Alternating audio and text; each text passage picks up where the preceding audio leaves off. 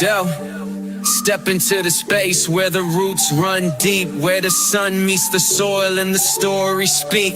Every leaf, every bloom got a tale to tell, from the lows in the dirt to the highs that swell. This is Grow House, yeah, we flourish and thrive, planting seeds of change, keeping dreams alive. It's more than just green, it's the life we create, breaking through the cracks, let's elevate. Grow strong, grow tall, grow now, grow all. Grow strong, grow tall, grow now, grow all. Grow strong, grow tall, grow now, grow all. Welcome to Grow House, we grow, we grow.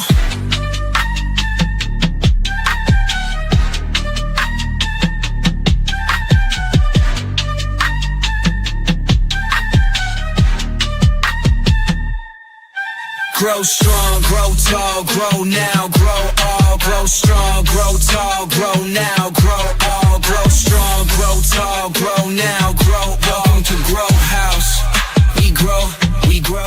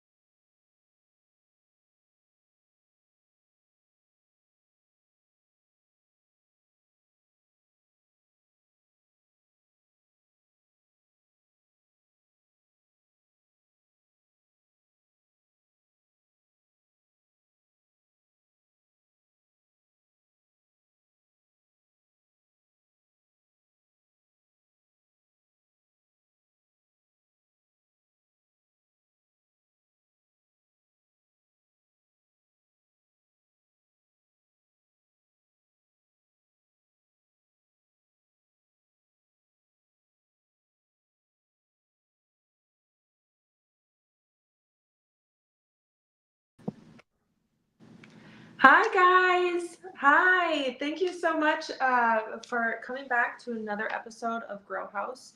We are now on episode number 10. I'm so very excited. So tonight we're going to have a few new things today. So we're going to have our first ball python breeder on with us. And we'll also be talking about the cannabis industry. So I'm very excited to see how all three industries can relate. It looks like we have Mike pulling up on the screen. Just give it 1 second there. Maybe in a second. But yeah, no, I'm super excited to learn more about the reptile, ball python industry, cannabis, and then how all of that can correlate to plants in our houseplant industry. So it's going to be very exciting. I have some fun questions. And of course, if you guys have any questions, go ahead and drop them below in the chat so we can ask them in real time and get you answers for those. And of course, we have our giveaway plant today. You guys, this stunning Cebu Blue pothos can be all yours. Just go ahead and share this link, share a screenshot, anything you want in the next 48 hours. Replays count too. And we'll go ahead and do a raffle for this. I'm super excited. It's a gorgeous 6-inch Cebu Blue pothos. So for those who are a little worried about some of the more spendy or rare plants that I give away, this is going to be a fantastic one for you. But yeah, I'm super excited. Big shout out to Mike's wife who's running the behind the scenes while Mike is out. So yeah, I really appreciate that. And let's go get into it. Hey Mike, how are you? Oh no, I can't hear you. I'm good. How are you? Okay, now I can hear you. Awesome. I'm so good. Thank you so much for being on the podcast with us today. Yeah, thanks for having me. Yeah, so why don't you go ahead and tell everyone who you are, what you do, and what you provide for all of the industries that you dabble in. Okay. First off, I've been on a couple weed podcasts, cannabis, whatever you want to call it, marijuana. But yeah, always excited to talk about it. I've been doing it for shit.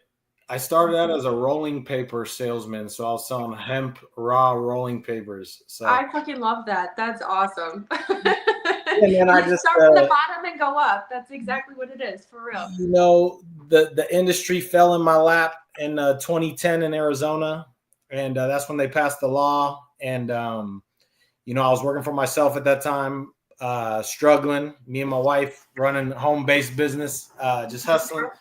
And, you know, the weed industry just came to Arizona, and I stumbled upon this dude that was he had a rolling paper business. So in my brain, that was my foot in the door to the weed industry. So for 3 years, I sold rolling papers just around the world, for that matter, to smoke shops, a lot of dispensaries. And then it blossomed into our best-selling product just happened to be the cones that you stuff. Oh yeah, absolutely. You know, when you're rolling joints, and or not, I guess you're packing joints at that point.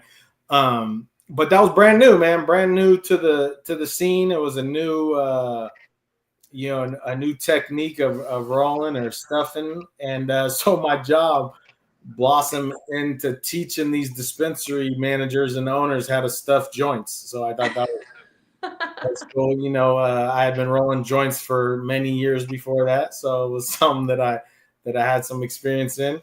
But foot in the door nonetheless. And you know, we just went on attack mode from there. And then the dispensaries started popping up, so I started attacking them, selling them stuff, rolling papers, accessories. And then one of them just poached me, and that's when the cannabis career began. You know, I know you guys grow plants over there, and as much as I wish I had the green thumb, I just I never done it, so I can't pretend and tell you that I grow bomb weed. But what I can tell you is that I smoke a lot of bomb weed. So okay, I love to hear that. That's music to my ears. I was gonna say, if I'm in Arizona, I know who to go to now. Yeah, sure. Please. That's please. Awesome. So you've just never tried to grow, or never had the desire? Like, what's up? Kind of a little of both. So okay. I've always known the bomb growers. Those are always the homies. So you know, I've always been able to keep them close. And the other side of that is I've never had to, number one, and number two, you know, I'm kind of a weed snob, man. So I just, you know, to put all that time and effort into growing some weed and then it not being up to my expectations, perfect, and then you not wanting to smoke it, you know, that would be disappointing. So I do agree. you know, so I'm a busy guy. I hustle my ass, and so, you know, I just like to put my time in stuff that I know I'm good at. So just that being said, I just haven't even tried. Never tried. Noted. Do you have any house plants? Not real ones. we got some fake ones. No, I feel it. The fake ones you can't kill, right? So it's all good. No, here's the thing, man. Go ahead. I'll go ahead and send you some plants. Some easy ones. Please do. Send me some easy ones. Me and my wife are interested, but you know, she's together. We've never been able. We haven't had much success. So what have you started with? Give me a ballpark. Do you have any idea on what you've started with? A lot of people start with succulents and then they kill them right away. Yeah, I'm pretty sure we've done that. Check box. When we moved into this house, bought this house 4 years ago, and when we moved in, there were some rose bushes in the back. So you know, that was kind of our first attempt. And you know, we just water them when we haven't done much research. We don't know. I just don't know. I'm sorry, man. Sorry to disappoint anyone who was expecting me to be this professional weed grower or plant grower. We're definitely not that, but we've been able to keep the roses alive, so that's the good news. That's good. Yeah, 4 years they've been alive, and they produce roses during the blooming season. I can't even tell you when that is. I guess before or after the summer. Yep. Or even during maybe a little bit of the summer. But yeah, so first she tried to grow some herbs because we like to cook. So she tried to grow some herbs, and we weren't very successful. And we just forget. We forget, man. Yeah, I know. I got 3. I don't know. Number one, I don't know the schedule. And then number 2, we got 3 kids, and we hustle, and we, we're bad plant growers, man. So No, I totally get it. There's definitely, I'm going to send you like 3 or 4. that'd be dope. And there all be ones that if I don't kill on a 4-week vacation, you will not kill. Okay. Well, one thing I ask, if you can send me the bare minimum instructions. Yeah. Oh yeah. No problem. Set us up for success, then that will, I'll put it on my damn calendar if I have to, because I live and die by my calendar. So. Noted. I will make sure each one of them, and they'll all be very the same, like water once every 14 days or water once a month type situation there. Then, because the biggest thing I've noticed with anyone that kills plants or they're trying to start into the hobby, they're going to water them like because they want to take care of them. They want them to live, but that will just kill them. So less water, the better. Yeah, we've done that too. Yeah, so like a snake plant, something like this would like honestly be a really good fit. Dope. They don't need water that much. They grow, get viney. Your wife, I'm sure she'll freaking love them. So they're always good. It's good to have some type of plant in the house. And not just dried plants. Well, that's what I was going to say. Here's the thing, man. My house is full of plants. They're just all fake. Yeah, So to have some they're real either ones, fake or dried up. yeah, to have some real ones, that'd be dope. We would appreciate that. That's awesome. So over 10 years ago, you put your foot in the door in the cannabis industry.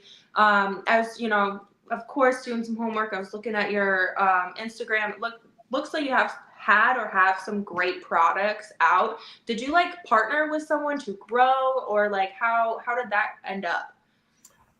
So basically how the licenses in Arizona are structured, like you see on my name right there, it says Mike MPX. Yep. So MPX is our concentrate brand. We started it in Arizona, which is dope. And then we were acquired multiple times. So, and they kept the original crew in Arizona. So, upon being acquired, like the first company that acquired us was from Canada. So they brought MPX to Canada. Then and this is like fast forward like 8 years, and we can go back to the beginning. But so they brought us to Canada. We were a publicly traded company, which was dope. You could buy cannabis shares for the first time ever in life, but it had to be. Wow, so cool. Yeah, super dope. So we were on the cutting edge of that stuff, which was super. It was just cool to be a part of. I didn't know much about it at the time, so it was cool to experience how that goes. And then we were acquired the second time by a U.S.-based company, and they happen to have licenses in multiple states. So now you can find MPX in New York, Florida, New Jersey, a lot of stuff on the East Coast, Maryland, Massachusetts. And then we were in Arizona is where we originated. And then we were in Nevada for like 8 years. Maybe they might even still be making it, but it's not the same guys anymore. Oh yeah, I see, definitely. Well, that's really awesome. You said eight years forward, but I mean, to start from, where you guys started, like that is fucking massive. And it's so badass. Like that is something to be so proud about. And I hope you brag to everyone. I mean, it's been a wild ride. Let me tell you, we started out seeing 20 to 50 people a day in the retails. And then towards the end, we're selling.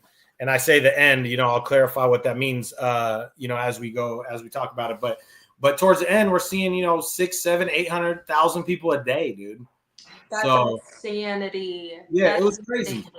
It was crazy. So, we went from selling a little bit of weed to selling a lot, ungodly amounts of weed. And, we'll get into more of that, as the show goes on. But so basically I get the job for the dispensary. And it was literally day one. I mean, dispensaries we didn't know how to operate. We didn't know who would come in. It's a new playing field. Yeah, brand new. And, the only frame of reference you have was basically Colorado and California.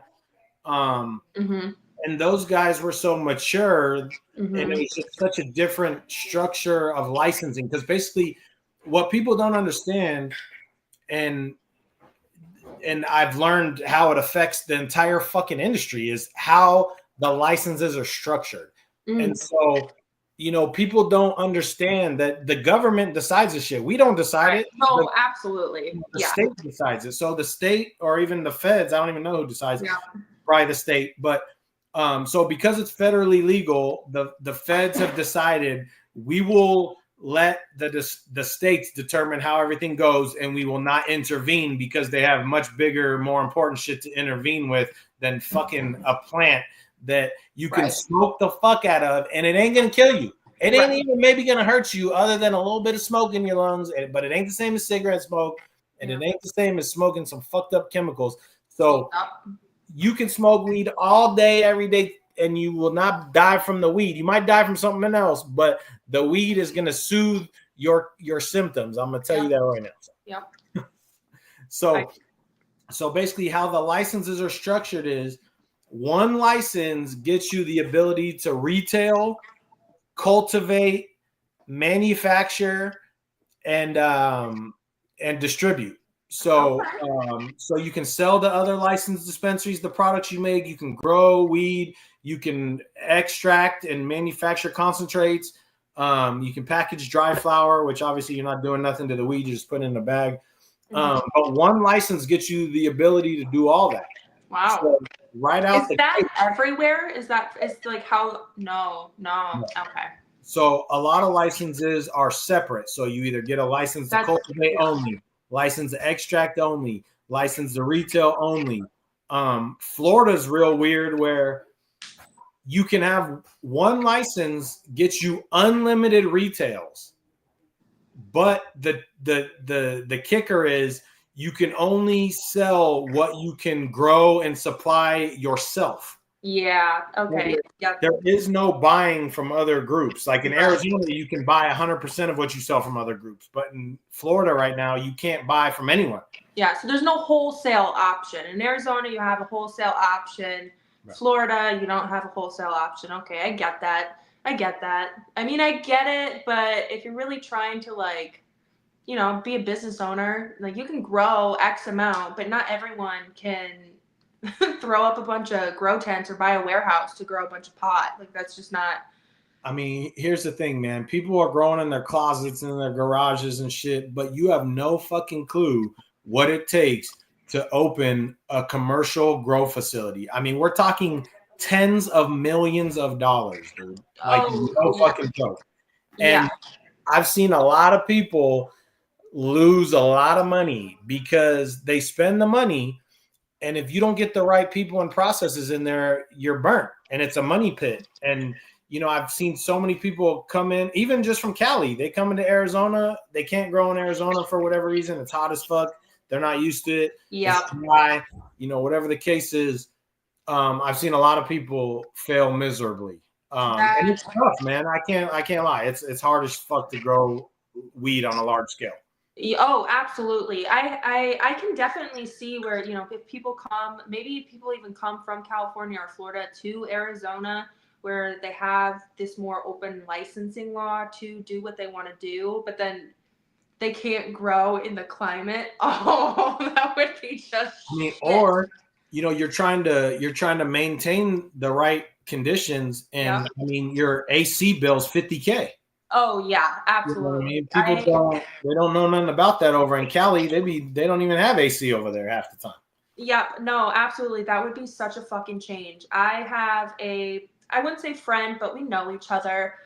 Maybe I buy some weed off him once in a while. He grows in Minnesota, and he's been working so fucking hard to get all of the licensing that he needs and all of the things to open up a store. Like he's been growing now for quite some time because it's recreational now. It just passed not that long ago.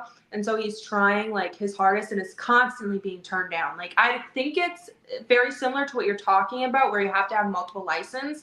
He's got X, Y, and Z, but he needs these other ones as well. And it's just nonstop, turned down, nonstop. And he's put so much time, so much money, everything. His life revolves around getting this business started.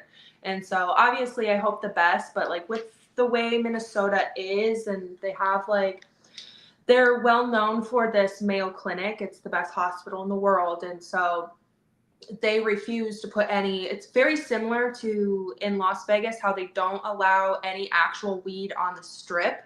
You can buy a CBD, like Delta, like whatever, like fake weed, on the strip, but you have to get off the strip. And so they're going to do something very similar in like in Rochester, where you can't have any stores, retail stores in that city. You have to go to the outskirts. And it's been such a pain in the ass. I've been watching him deal with this for like the last 2.5 years. And I know he's definitely like making steps, but like at the same time, I'm just like feel so bad because it's such a grueling process. Yeah, it's a tough fucking biz, man. And Hey, Taylor. and the you know, the way the states make the rules can dictate a lot of things. So like for instance, your boy, number one, a lot of the weed facilities are zoned, right? So it's allowed here, it's not allowed there. It's up to the municipalities whether they want to allow it or not. So there's that. Then, like when it first goes rec or even medical, you know, as a human or as an individual, you can grow 6 plants legally, right?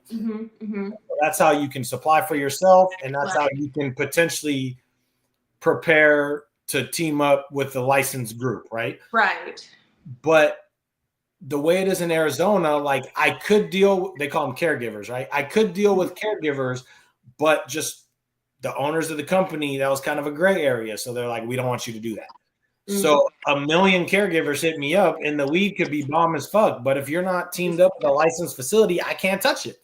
Right. That would be such a tease. Yeah. And so you basically, I met some kids that, you know, they transitioned from the caregiver side of things to the legal market.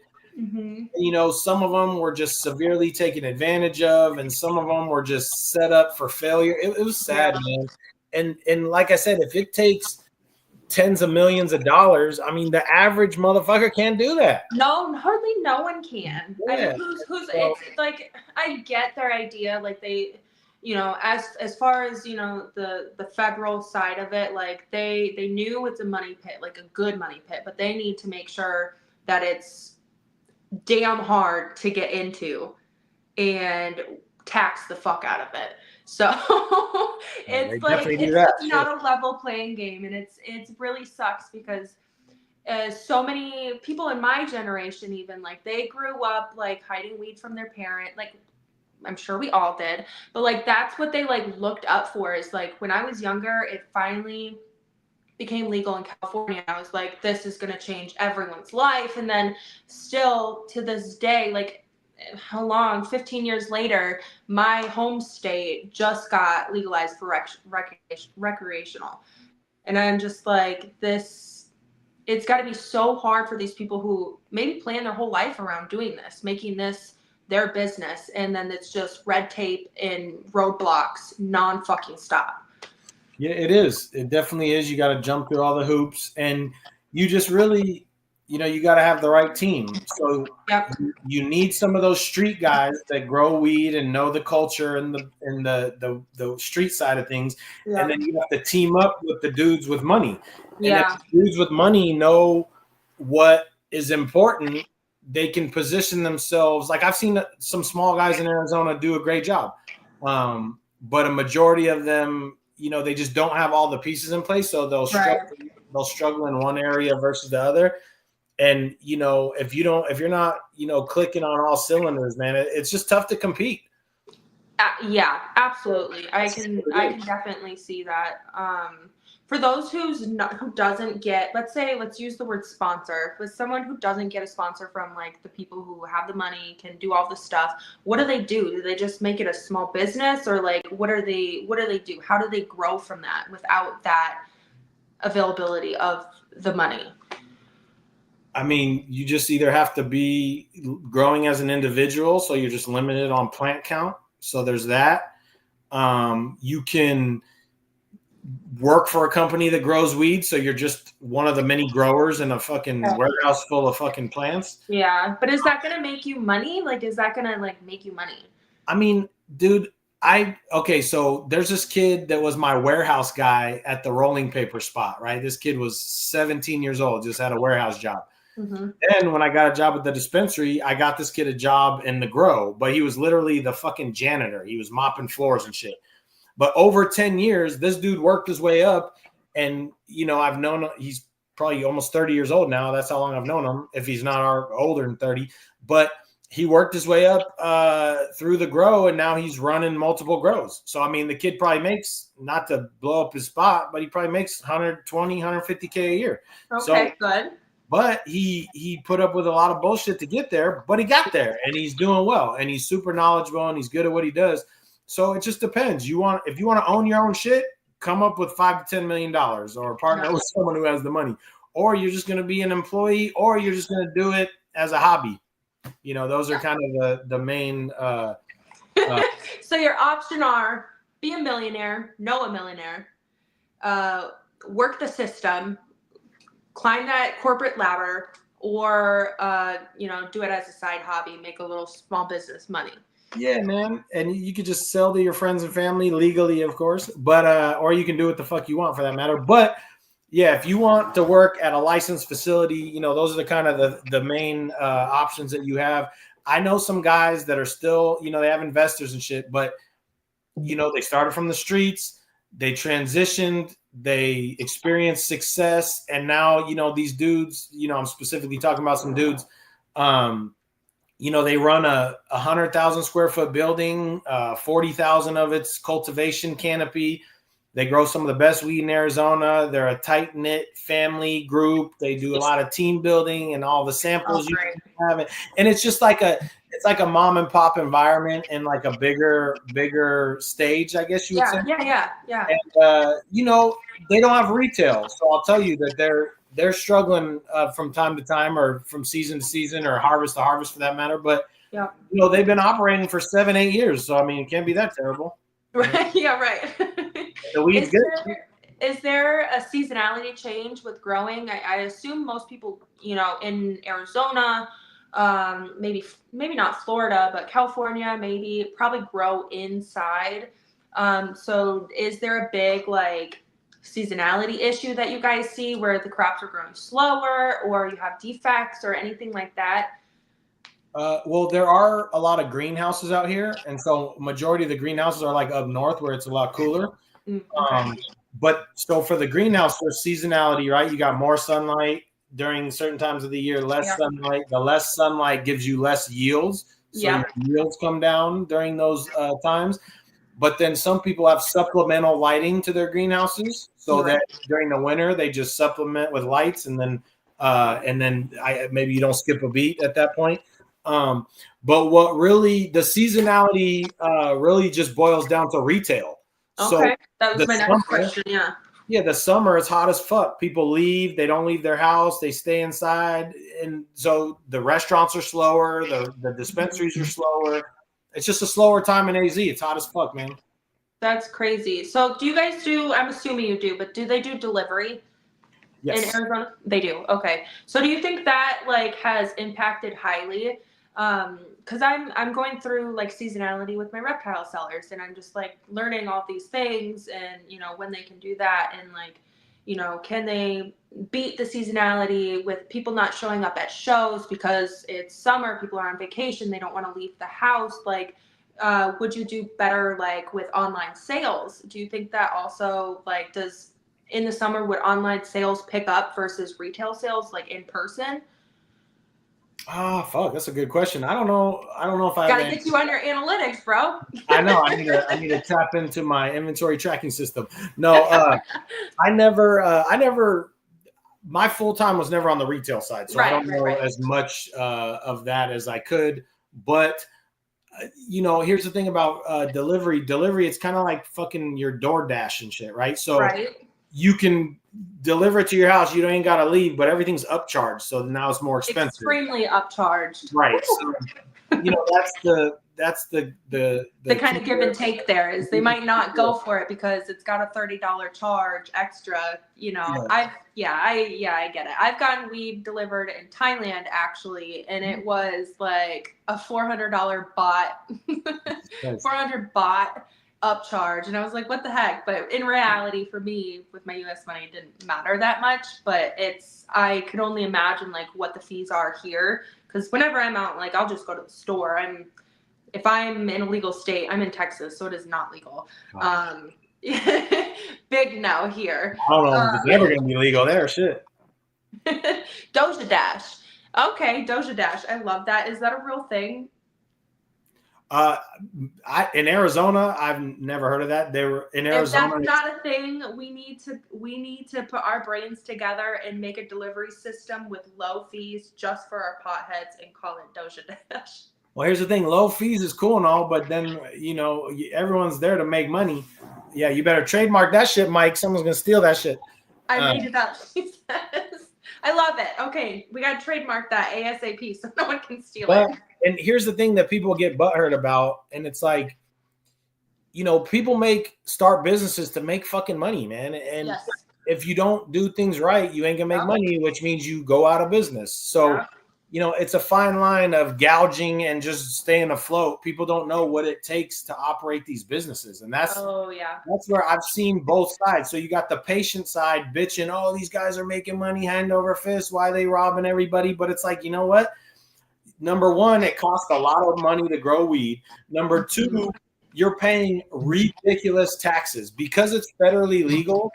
Like, I shit you not, the taxes are like 40%. They're wild. So you think you just made 50% margin, but after you pay your taxes, you're making 10%, which at that point is borderline even worth it to stay in business. Yeah, definitely. With this industry, they built it to where you have to do every fucking thing right. You cannot step left. You have to go right, like in every single step. Like that's just what it is, and that's why the people who are winning now will continue to be able to win, because it's so hard for anyone else to enter that industry and become successful easily, unless, again, someone that's got millions or you have millions. That's just what it is. And the thing is I don't even know how much these dudes are winning. Like, basically, what it is in Arizona right now is it is so saturated and so competitive that it's basically about how deep are your pockets. Like, how much money can you lose and still continue to operate? Right. And so, the small guys are bowing out because their pockets are empty, and the big guys are struggling, but they just got real deep pockets. So that's how the big guys win, and that's how this big pharma and all these cigarette and alcohol companies, they're going to end up winning because they got the deepest pockets. And it's fucked up. Hopefully some of these small guys, if they operate well, right, they got low cost, they got good quality product, it's a good value. That's what I tell people. If the quality is worth the price, you're going to do well. If it's not, you're going to fucking struggle. And if your costs are high, none of the rest of the shit matters. So it's tough, man. And what I was going to say about the licensing is a lot of these states, they release too many licenses, and so it being saturated and race to the bottom is just inevitable. So and that was only to be expected. I feel like me, my friends, family, like we've all discussed this like plenty of times, because I know a lot of people that sell weed, and that's like that's their hot topic, is like, oh, when it's legal here, like we're like, those who are not doing it legal will still be doing just fine because of the prices and like the taxes, literally all the bullshit that comes with it, and what you need to do to have a legal business. Absolutely, I respect it, but it's difficult, and so they're not worried at all. They're like, oh no, like these doors open, like people are not going to want to drive 30 miles out of their town and then go buy something that they don't necessarily know, like they're not experienced with it. And then on top of the prices, they're like, we're not worried at all. Like, it's just, this is what it's going to be. And luckily now you can grow in Minnesota, you can grow and you can gift to people. Yep. So yeah. They do. That's the gray. That's the gray, right? Yeah. The gray. And the gray's cool, but you just gotta stay in the gray, Gotta stay in the gray. Absolutely. It's a good thing for them. that they, don't have to worry too much about it. And they also don't have to worry about trying to jump these huge hurdles to do it, the not, I don't want to say legal way, but like in a way to have a business. So it's very, very interesting. I'm excited to like see how things translate in Minnesota as I've grown up there, and just seeing all the changes and it for being, I feel like a little bit of a later state, specifically because of the hospital that's there. Yeah, it's all very, very interesting. Yes. I do have a question to ask. Sure. If would you recommend, if someone comes to you and they're like, I really want to do this, would you recommend them to try? I know it might be a loaded question, but it's just, it's something that's, I gotta ask you. Okay, so, I met this kid about 4 years ago, and he was an ex-pro basketball player's little brother. Okay. And he had the chance to play in Canada for $100K a year. And he was like, you know what, man, I think I can make up more than $100K slanging weed. And I said, okay, good luck. So I kept in contact with him, and he would always hit me up and ask me advice and what should I do and how do I do this and who's this guy. And so he told me if I can round up, a few million, 5 million, whatever. He knows all these pro athletes and he knows these. He's got connections. And he says, if I can round up this money, like, what's the best use of my money? Do I open a dispensary? Do I open a cultivation? Like, what do I do? And I just told him, like, how well you gonna do it? I don't fucking know, man. Like, I straight told him, like, if you're the best at retail and you got a killer crew, open a retail. If you can grow bomb weed, open a cultivation. But you don't know till it's too fucking late. You don't know if you're good at it till you're already 10 mil deep.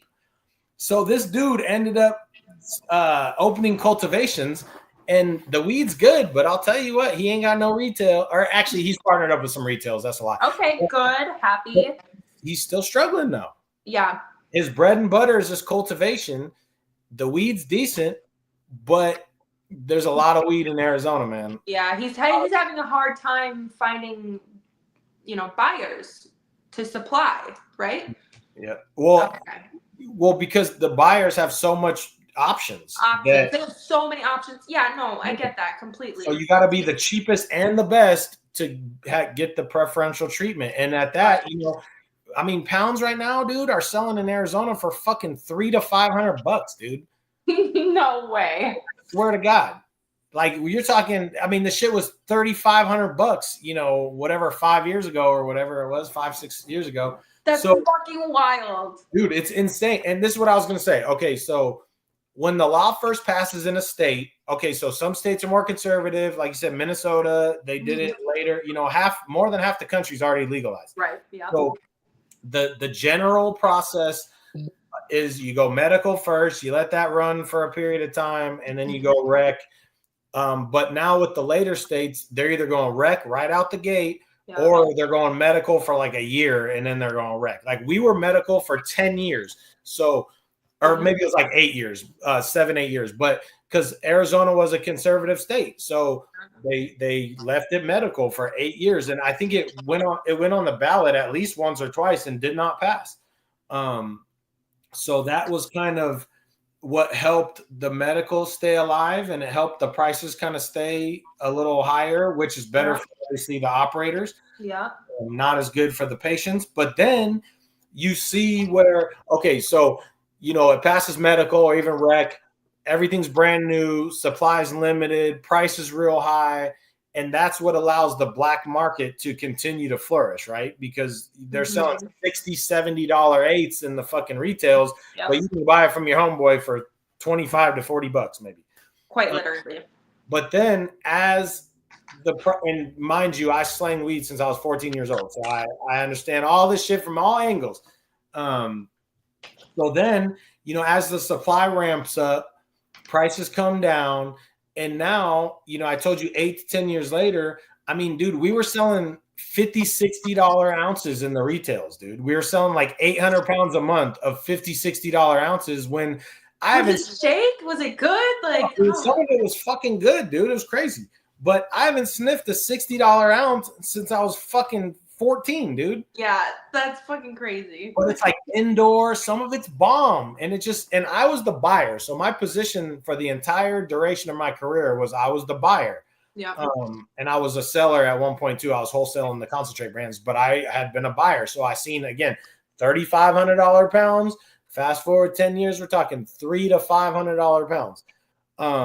So, and then once the ounces get cheaper, once the weed gets cheaper than the streets, then it starts to fuck with the streets a little. Yeah. But now the average guy can go to the retail, max out his allotment, and you can just sell it on the streets. So for more? Yeah. That's fucking crazy. Yeah, you're buying, I mean, we had 10 cartridges for $100. So you buy them for $10, you sell them for 20. The people that don't go to the retails, they don't know the prices of retail. No, yeah. You know, you're buying ounces for $60. You can eighth it out for, you know, $20 and make some fucking money. That's fucking wild. That is like the very opposite. If I see that day in Minnesota, the way the tables would turn. Oh my God. And so I'm telling you, the way the licenses are structured is what dictates how fast all that happens. Because all that happens, it's all fucking inevitable, dude. I'm telling you right now. Every single state, this shit is inevitable. It all about the maturity of where the state's at with the rules. So, and if they write the rules effectively, you'll have a limited amount of retails, a limited amount of supply, and things won't get saturated and you won't have the race to the bottom. But I think the states are just so hungry for the money, they want the revenue, that I just don't think they give a shit. You know, and at that point, the weed gets terrible and you're basically just buying Bud Light and whatever the cheapest cigarettes are. You're buying Bud Light and it's the dude that has $5 to $20 in his pocket and they're maybe going there three times a day. So, you know, that's what it turns into. It's sad. Oh, that is sad. So if you were to have it the most ideal way, would you rather like states stick to medical? Like if you're a grower, let's say you're a grower, not a user, you're growing, would you prefer them to just stick with medical, or would you be happy for them to do medical for X amount of time and then open to recreational? Like, how do you think it would be better? I mean, I don't think it matters medical or rec. I just think it matters how the states devise the rules and the licensing and the zoning. So, like, for instance, like Ohio has only been legal for a few years or maybe 3-4 years now. I don't even remember. But they got real saturated right out the gate because the barrier to entry was so low. Like license or applications were only like $5,000. They were letting any and everybody submit them. And I don't think there was much zoning on the retail. So there's like thousands of dispensaries in Ohio and the prices are just, you know, the prices are lower than it costs you to grow a pound of weed. So what the fuck do you do? That's crazy. You know, and just for perspective, there's thousands of licenses in Ohio and God knows whatever other states are structured like that. But there's only 160 dispensaries in Arizona. And that's the max. There'll never be more than 160 dispensaries in Arizona. Or really? Unless it's legal at fucking Circle K, but it, you know, legalizing it federally will change that maybe because you can sell it at any corner store maybe at that point. Right. But for now, when it's federally legal, to my knowledge, 160 dispensaries in Arizona is the maximum number of licenses that they're gonna give out. So, you know, that being said, one license gets 2 cultivations, and those 2 cultivations can be unlimited size-wise. So, right. And you can have 10 brands under your license. So if you had 100,000 square foot grow, you could supply 10 or 20 brands in your building. That's insane. And you could potentially charge these brands 10, 20K a month just to operate on your license. And so that could be a source of revenue for you. That could be good if you did it right. You had, like you said, you had the lowest prices, great quality. Like you are the preference. You could really do well. Yeah, you can. But If you can operate efficiently and have the quality that because I always just say it's a quality versus price ratio. So okay. if the weed is better but the same price as the next guy, you're probably going to sell more weed. It's just, people are broke and they're looking for the bang for their buck. So Yeah, if you absolutely. can provide that, you can win. Yeah, absolutely. That's very interesting. That's very, very, very interesting. I would have never thought that I had no idea with the licensings and how they structure it and that it's different in each state. Mm-hmm. Makes things very confusing, especially if you're wanting to like move and go somewhere and start up another business or a new business, like whatever it may be. That's fucking wild. You got to learn the rules and then you got to decide if that's worth your time. So, damn, what the hell was I going to say? I was just going to say something. But anyways, keep going. Sorry. I wanted to ask you, I have a couple fun offbeat questions that kind of portray to your breeding as well and what you do with snakes, your ball pythons. If you could, what would you would you name a snake or have you named a snake after your favorite strain? If so, what is it? I have not. I've never named a snake after weed, and the only reason is because I got kids, and when we were naming our snakes, we were naming them after Pokemon. So, I fucking love that. I love that. How many names did you get through? I mean, we got to 10, and then it was too hard to name all the fucking snakes because now I got 40 snakes, so I can't. Yeah. 40 names I like. You gonna remember those 40 names? Yeah, so we kind of have given that up, unfortunately. But to answer the weed side, I love OGs, and anything OG, I want to smoke it. Okay, fuck with that. Yeah, absolutely. It's funny. Terps and the stinky, and it smells like gasoline or sweet or some nasty. My girl used to think a skunk shit somewhere or some cat on our carpet. But no, that's weed. That's the weed, honey. It's bomb. I fucking love that. I definitely relate to that. I remember going into school, and of course, we all smell like pot.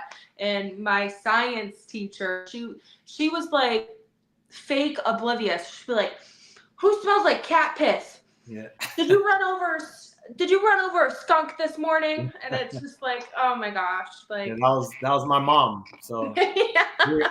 We were smoking weed in our room, and she just thought a fucking skunk was in the city. It's yeah, mom. That's so funny. I've heard some stories. People, thinking they're the craziest smells. Jaden, he's in the comments here. His mom, the whole time, and sorry, Colleen, if you were listening, but the whole time they grew up, they would smoke in the house or outside of the house, wherever, and she would smell it and she'd think it's propane leaking. And so she'd get mad at her husband and be like, "Greg, you got a leaking can of propane. You got a leaking can of propane." And it's and I feel like she didn't understand the smell. She didn't know the smell until the last 5 years. And it's so fucking funny. Because that was some bomb ass OG. That's why I smelled like yeah. That's great. But back on the names of the snakes. My daughter, we at one point had so many crested geckos. And so I'm not going to name them because I'm going to rehome them. So I don't want to provide a name for them. That's tough. Yep, me too. And she would name them Mommy, Daddy, Reddy, Orangey, Tiger, Stripes, whatever they look like. That was their name. Hey, that's a good way to do it. And then if you could make a cannabis strain inspired by your favorite morph, what would it be and what would you call it? Oh, fuck, man. That's a good question. It is a good question. I knew that was going to be a good one. It's going to stump me. Well, okay, so how about this, man? How about, it's already a strain, right? So Ghost OG is one of my favorite, and Hypo is my favorite, one of my favorite morphs. So, something like that maybe. I like Wookiee a lot. I know there's some Star Wars themed type strains out there. So, I mean, and here's the thing: if you're growing weed, you can name it whatever the fuck. Whatever you want. So that's cool too.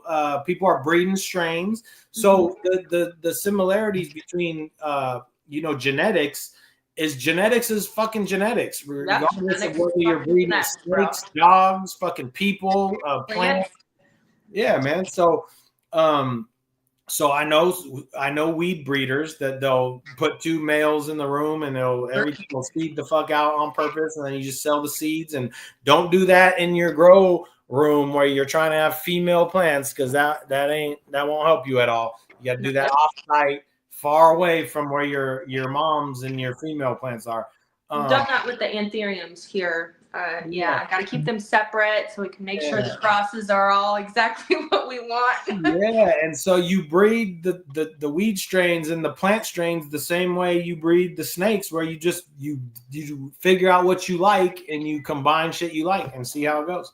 Is there? I know with crested geckos, and I'm pretty sure with pythons and any snake or pretty much any animal, there's strains that you should not put together. Or not strains, genetics that you should not put together. Is that correlating the same with like weed? Is there certain things you just shouldn't put together? It's not going to yield, or is it kind of just like, let's put shit together and see what grows? I mean, it's kind of a little bit of all that, right? So what you don't know, but like traditionally, like OGs are low yielders, right? So coincidentally, there ain't no fucking OGs in Arizona because people don't get a good yield, right? They're not making as much. So what I tell people, if you grow bomb weed, you can charge more for it. That's charge more for it. Yeah, absolutely. But these guys suck at growing weed, most of them. So you gotta get your green thumb going and I know.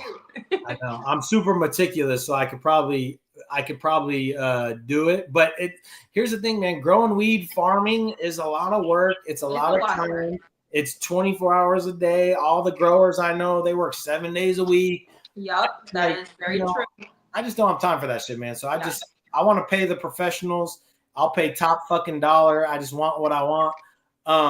But so to answer your question, if you want, what I always tell people is if you like the smell, you're probably going to like the effect, right? It's like aromatherapy, right? So I would say follow your nose. Some people like the fruity shit. Some shit smells like candy, Skittles, all kinds of crazy runts. They call the shit. What do you think of those with the real earthy smell? Well, they're just different, right? So whatever you like. So if you like shit to smell like candy and dessert and bananas, you got strains for that. If you like shit to smell like dirt or real earthy, skunky, maybe, I mean, there's strains for that. You got gassy strains. It just depends what you got. Ones that smell like cat piss. And then like the hazes, those are sativa. So those are more like uplifting. And then, some of the fruity stuff is real like indica, like it'll put you on your ass. Some of it'll give you anxiety for 20 minutes, so it just depends what you like, man. What do you prefer? Like, do you use like a hybrid, indica, sativa, or do you have like a schedule throughout the day? Like, what do you do?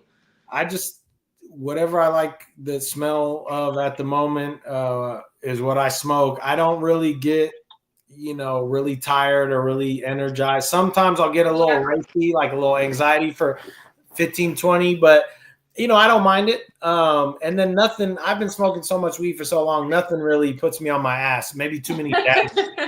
Too many dabs will put me on my ass, or too much edibles, but I can smoke weed all day, man. So whatever smells and tastes good, man, that's what I want to smoke. Regardless of any of those categories, I like it all. But I prefer, my favorite is the OGs. I like the gas shit. I like the shit that tastes like gasoline. Yeah. Noted. I love that. And we're almost close on time. We got about 4 minutes. I wanted to know your take on tolerance breaks. I mean, shit works, It works. So do you recommend people do tolerance breaks? It just depends. I mean, I know some people that smoke so much weed that they don't really get high anymore. I haven't really experienced that. I always get high. So I would say if you don't get high anymore, you need to tone it the fuck down and you need to reset. And if you want to get high again, like you used to, or maybe try dabbing. Look, I brought my Puffco. I didn't get to hit it, but that's okay. Oh, I love that. My friend has one. That's a electric, right? Yes, the Puffco Pro. It's basically like an electric dab rig. Yes, And they're expensive, man. They're about $400 they or are. more, but to me, it's worth it. I It like is worth it. Okay, me noted. Yeah. personally. I like it. So So, do you prefer? Do you have a preference between like wax or flower I or mean, edibles? my favorite is flower, but when I smoke too much, I get smoker symptoms, and I hate that. So Yeah. to alleviate myself of smoker symptoms, I'll dab a little bit, and I don't do edibles that much. When I do, it's like 10 milligrams, little baby amounts, but That's flower is my interesting. number one. Why such little amounts in edibles? I don't know, man. Edibles just fuck me up. They do? Yeah. Okay, so have you heard of people saying that they'll eat like so much and then it never does anything to them? Yeah, I think those people got mental problems. That's what I am one of those people. No, I've had buddies. They'll eat 300 milligrams. It doesn't touch It them. doesn't do shit. Me personally, I can eat weed or I can smoke weed all day, but edibles 50 milligrams will fuck me up bad. So I think it's just body type. Okay. And what I tell people is just do what feels good. If it don't feel good, don't do it. But you gotta take baby steps so you don't overdose. And overdose just means you might be tripping for a couple hours, but you'll be okay in a couple hours. Remember, like so long ago, probably like 15 years ago, there's this 911 call about someone who ate brownies, and it went viral. And it was just like, I don't know where I am. I think I'm dying. Like, what happened? Like, I ate a pot brownie, and then the operator's like, you're gonna be fine. Yeah. Go take a shower. Oh, Yeah. it was so fucking funny. I've experienced like one good like time, and it was homemade cookies, and I was like 14 or 13, real young, didn't smoke that much yet, and then that shit hit me like a fucking brick, and I was just out, and I was so confused, and then it's never happened again my entire life, never again. So I just don't know. Well, you were a newbie back then, number one. I was. Number two, those homemade shits, they're hard to dose. So you probably ate a lot of milligrams. And so the good part now that it's all regulated and whatnot, you can get very consistent dosing from the medical and recreational stuff. So yeah, just baby steps. I gave my wife 20 milligrams and she was on the ground puking for hours. Oh. And to me, 20 milligrams wasn't a lot, but everyone's different. So yeah, I've had a bad experience with, I think it was Delta 9 or some sort of CBD like edible. They sold it to us at the shop. They're telling it's so great. Like people, I have people coming back in and saying that this shit's like better than the real stuff, X, Y, and Z. So I was like, yeah, okay, we'll try it. And I ate so. I ate, I think, either a whole strip or 2 strips. I can't remember which one. I was fucked up. It was bad. And then I had to go to bed. And then I woke up and I was even more fucked up. I was still fucked up. Like, my mom looked at me. She goes, are you okay? And I was like, I need to go back to bed. Holy shit. And so then after that, we'd have, like, just take one bite. And then you're good. Like, you feel like you're vibing. Like, you're maybe, like, I don't know, 2 drinks in, 2 shots in, whatever. And that was good. That was good. But I was so thrown back because that was something Texas offers. And I don't know if they still offer it because they were like nonstop back and forth, taking shit off. They're really bad. They're always taking things off, putting it back on, taking it off, putting it back on, rating people. Like it's. Well, let me tell you, I'll tell you why they do that. And basically, there's 80 plus cannabinoids in the cannabis plant, right? Mm-hmm. And they all do different shit. And CBG makes you go to sleep, and CBN makes you go to sleep. CBG is like a appetite suppressant. I mean, there's all kinds of these different cannabinoids that they are trying to advertise to. And so with the Delta 9 and the THCA, and basically what's happening is the government, they don't know about these cannabinoids. They don't know what they do. And they're only regulating THC. So if it's THC, you don't need a license until they figure out that it's damn near the same as THC or very closely. So it's legal for 6 months.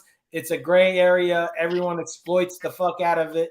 And then once the government catches on, they're like, okay, no more of that shit. And so they just do that. That if it started with CBD, then it was THCA or Delta 9, and it's so many things. It is. I don't even know what they are anymore. Like I'm just like I'll look at it. I'm like, okay, it says this, but what is it? Like, can you tell me? It's just a slightly different molecule of cannabis where it may affect you very similarly, or it may, like CBD isn't really super psychoactive. Some people get tired or feel euphoric, but you're not really getting high. Right. So, and you know, as they research more and know more, you know, they progress their rules and their thinking. But a lot of the shit they don't know. Well, they don't know till they know, right? Yeah, they don't. Well, I hope Texas gets off their high horse and gets on their bull, and let's fucking go, because I'm conservative over there for sure. It's gonna take, like, I don't know how long it'll take, but we've had in the last 6 years me being here, we've had good movement. It's just annoying that here, have this, take it away, here, have this, take it away, and then all these poor smoke shop owners are just like, they pop up when they, you know, see these things are getting released, and then they basically get shut down right away, and it's just kind of really shitty. But it is what it is. We have to, you know, play the long game with this, I suppose. Well, the states just have to decide: do you want to be conservative or do you want to make money? Right. And so that's really the main dilemma. Yeah, absolutely. All right. So I think that's really it. We had a great conversation. Do you want to tell the people where they can find you? Okay, so I'm breeding snakes. I don't sell weed anywhere unless you come to Arizona. I'll hook you up for free. But I sell snakes on Instagram. I have a morph market that currently has no snakes on it because I sold them all out. Oh. But yeah, I'm super easy to find on Instagram via my weed account or my snake account. So if you ever got questions about cannabis or snakes or whatever you need, I'm super easy to get a hold of, and I love educating people. And you know, I'll answer questions, and you know, whatever I can do to help, man, I'm all about it. Awesome. Thank you so much. And you guys, before we go, I'm going to show you off this stunning plant once more. Please go ahead. Hi, babe. This is my dude. Go ahead, share the link, take a screenshot, whatever you want, and you can go ahead and get in the raffle to win this awesome plant. Pot not included. I'm sorry. Hey, you know what I was going to tell you? So, you know, we can talk later about you sending me some plants because I'm going to take you up on that.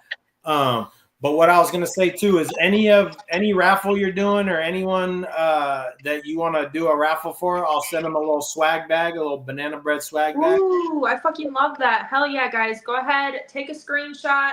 Go ahead and share the link. It's plastered all over all of our stories. Herb Collectors Network, Banana Bred Royals, My Ivy Plants. Go ahead, share them, whatever you want, and we'll enter you into that raffle. It's going to be like 48 hours. Just get in there, watch the replay, whatever you need. But until next time, guys, thank you guys so much for being here. Hi, sweetie. I'll let you back to it, and you have a fantastic night. Hey, I will. I appreciate you having me. I appreciate the time. And what I was going to say lastly is that just whoever you want to hook up for your raffle, just let me know, and we'll hook them up. Awesome. I got you. Thank you so much. Thanks, Mike. Yeah. Thanks for the time. Bye-bye. All right. Thanks, guys. Go ahead. Make sure you join that raffle. It's going to be fun stuff. So until next time.